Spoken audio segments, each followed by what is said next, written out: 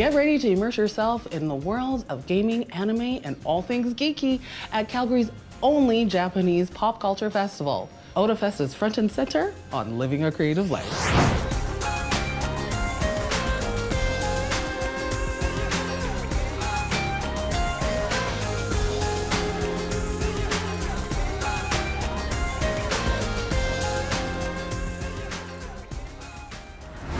I'm so excited to be with a gamer goddess, Kristicles.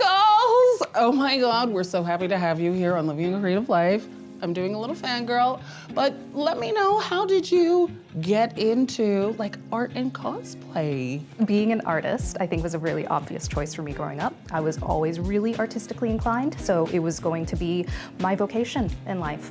And it was really obvious. I was going to go into post-secondary, and I picked the former Alberta College of Art and Design, but now AUArts. And Calgary is my home. I'm a full through and through city girl.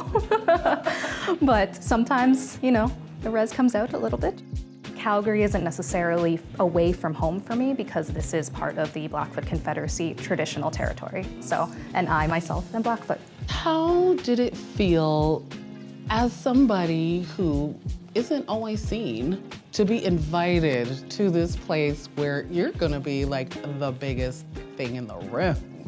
It was very surreal. First, just as an experience, just as a cosplayer and a creative, being recognized and validated in that way, not only, you know, for your creative output as a cosplayer and that recognition, but also the recognition of who I am inherently as a person in my DNA and my structure of being. It was amazing because I didn't get to grow up around a lot of my cousins or a lot of the people in the community. We all loved video games and anime, so it was really special being able to stand up on a stage and represent all of my cousins and adopted cousins and represent them so that they can see maybe in their cosplay careers, if that was something they wanted to do, that it was possible and it was valid for them to continue in this very fun, very niche little hobby, but is so harmless and so empowering. So that's, it was really special. I know that you were busy putting your heart and soul in everything that you were doing, but please tell our audience a little bit about the favorite thing that you've created, whether it's cosplay or art. I will say, and this is such a cop-out answer for right now, but the Wonder Woman was such a passion project for me. The one that's sitting there behind me is actually the 5th one I've ever done. I've done 5 of those. Wow. Every single version I did was a new exploration of how to get it more screen accurate, or what is a new technique I learned. You know, it's been a real expression of love for me doing that, because going and seeing the Wonder Woman movie in theaters was, you know, I got to see Chief and got to see them interact in Blackfoot. And the man that plays Chief, Gene Braverock, I grew up around him during Calgary Stampede in the Elbow River Camp. I went so feral. I was like, I need to be her. I need to be Wonder Woman. I need to go see, I need this right now. So that was probably one of the things, and it is definitely not my last Wonder Woman version, and now we'll have maybe a new Wonder Woman canonic design that I'll get to explore then as well. You take it for granted when you can look on a screen, a movie, an anime, anywhere in media, and see someone who is, you know, Caucasian or, you know, white background or white presenting, and feel comfortable because you're like, cool, I can see myself wearing that. I can see myself buying that. I can see myself going to this place. And it's really hard to take yourself out of that mentality and realize the lack of representation there is in media.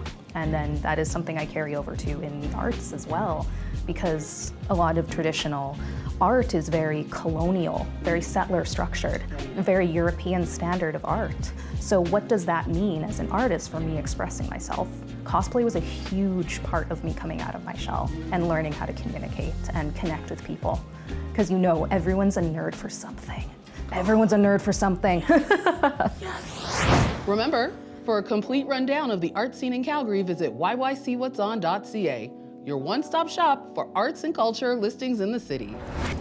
Our next guest is Girl DM. I'm so excited for us to have this conversation. Thank you for having me, Adora. I'm happy to be here. Why did you decide to be an anime girl on the internet?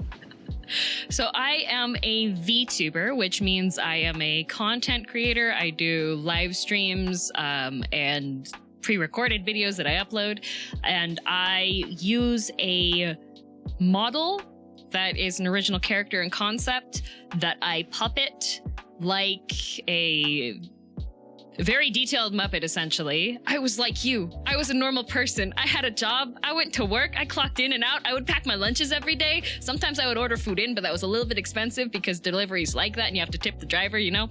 And then, yeah, it started taking off, and I've been doing this full time now for, I think I'm on my 3rd year. I might be wrong. Why did you choose this specific look?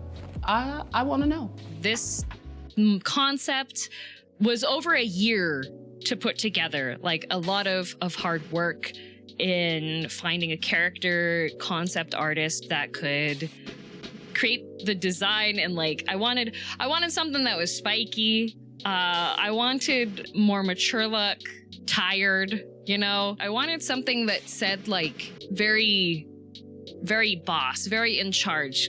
Because one thing that's really important that I've found with streaming is to be able to take charge of things and be able to put your foot down, because the internet can be a kind of a wild place, and you have to set up your own defenses, essentially, right?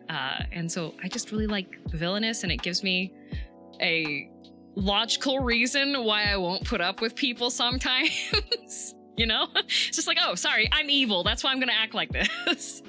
Last year, when I was guesting at Otafest, I was being beamed into the audience on one of the big screens.